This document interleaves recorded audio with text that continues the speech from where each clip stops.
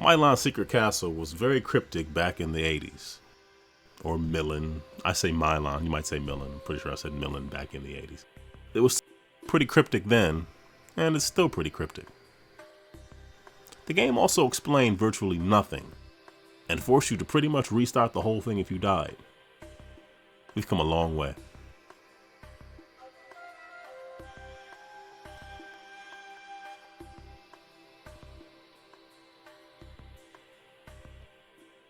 Hey, it's Aaron from GameEnthus.com, and this one's about Uppercut Games' rogue-lite City of Brass for the Xbox One. It's also available for the PC and the PS4. There's a story about imprisoned and disgruntled genies, but the game mainly revolves around the action. Uppercut eases you into the game with a tutorial level. It also provides some of the narrative.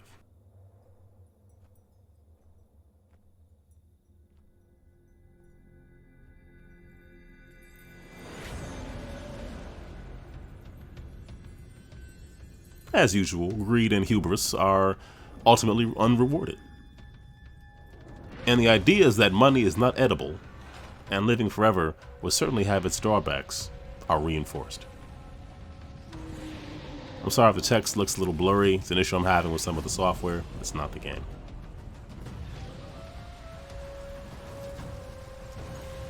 When you begin, you can use the burden and blessing system to make your game a bit easier, aka Aaron mode, or more difficult. Such beautiful architecture. So tall. Alright, enough aesthetic appreciation. It's time to start this thing. There are traps, but the compass is a helpful inclusion.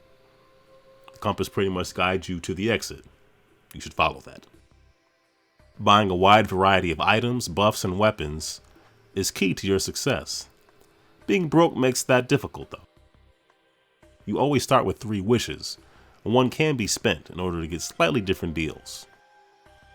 Availing yourself of jars, urns, and lanterns can be useful consolation prizes when thrown properly.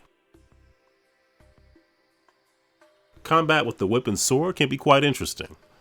The regular whip by default can blind and stun many enemies, opening them up to stronger attacks.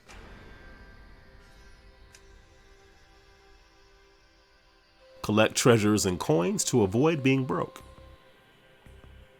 Chests also may provide many upgrades and items. When a weapon is new, you can hit a button and get an explanation. I do wish that the one button option was available even after you've seen an item before. There's a lot of items in the game. Sometimes I just couldn't remember what it was just based on the title of it alone. Don't be too quick to collect though.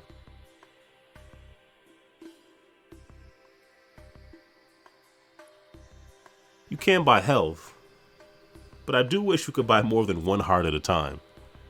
Maybe I should have used the wishes. You will die.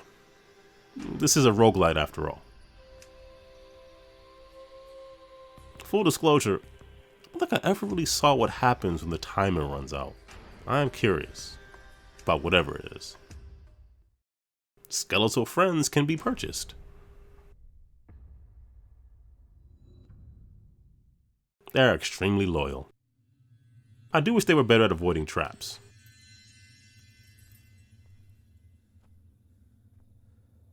I don't know why this ring always appears in the final room, but I do like using it.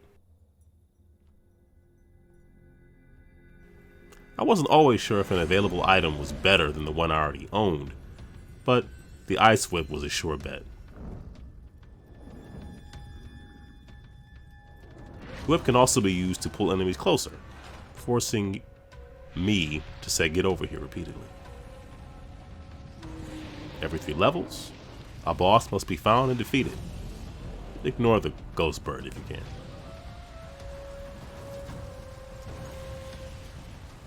Figure out the bosses and attempt to defeat them.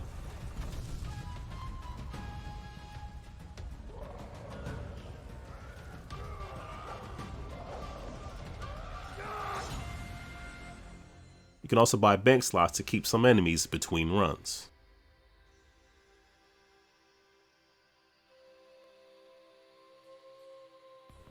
upon making some progress, you can use one of your 3 wishes to open up warps to later levels. I like that. Okay, I've told you a lot. I'm done. Well, one more. The whip can also be used to extend your reach.